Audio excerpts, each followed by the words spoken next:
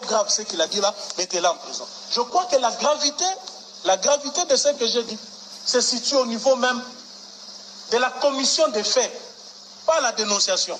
Parce que c'est extrêmement grave. Quelqu'un qui vous dit que des centaines de millions de dollars quittent le pays, vous ne cherchez même pas à en savoir plus. Vous ne cherchez même pas à lui poser la petite question de savoir qu'est-ce qu'il détient comme élément de preuve. Monsieur le Premier Président, à cette question, je crois que le ministère public, c'est ça même qui prouve que ce dossier est purement politique. Parce que si c'était judiciaire, le ministère public m'aurait invité comme renseignant. Ici, il est question de l'argent de la République. Il n'est pas question de la poche d'un individu. Je n'ai pas dit que l'argent est sorti de la poche d'un individu ou qu'on a dévalisé un homme d'affaires. Je parle du compte de trésor public. De l'argent qui quitte, qui est blanchi. Je crois que le ministère public, si réellement il avait envie de faire justice et d'aider la République, m'aurait invité comme renseignant. Je vous aurais tout donné. Parce que je ne parle pas en vain. Je vous ai dit ici que je ne suis pas un petit enfant. Mais revenons à la déclaration. J'aurais aimé que le ministère public mette l'intégralité de mon interview sur RFI. Parce que là, il est dit le corps, il prend une partie. J'aurais aimé que le ministère public mette du début jusqu'à la fin de mon interview pour comprendre que tout ce qu'il a raconté ici, c'est du n'importe quoi. J'ai répondu à une question du journaliste sur RFI qui me dit, M. Kabound, vous avez dépeint un tableau sombre sur le régime. Mais le régime vous accuse.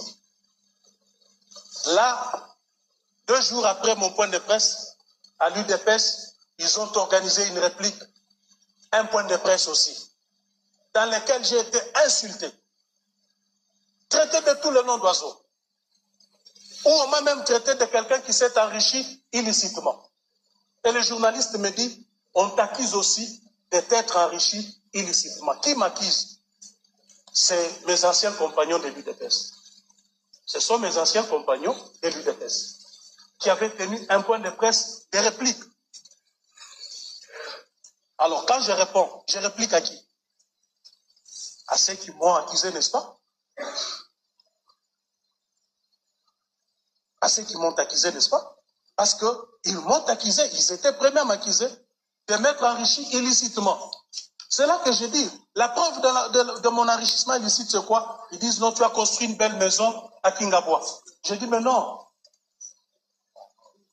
Lorsqu'on parle des questions de détournement, d'enrichissement illicite, on ne va pas parler d'une maison construite à Kingaboua, dans le faubourg de la capitale. C'est beaucoup d'argent qui quitte ce pays. Le ministère public n'a pas cherché à savoir qui sort cet argent, comment, non. Avant même de m'avoir entendu, c'était déjà un RMP. Et transformer directement mes propos en infraction. Qu'est-ce que j'allais encore dire de plus? Parce que le ministère public n'avait pas besoin d'avoir quoi que ce soit comme information sur des faits aussi graves, comme je viens de le dire ici. Des faits extrêmement graves pour la République. Des faits qui devaient nécessiter des enquêtes approfondies. Mais le ministère public me présente devant vous en disant que ce sont des faux. Pour le ministère public, sans chercher quoi que ce soit, sans vérifier, dit ce sont des faux bruits. Pensez-vous réellement que le ministère public, donc le parquet près la cour de cassation, puisse faire ça? Je ne crois pas. Je ne crois pas un seul instant que cela vienne du ministère public.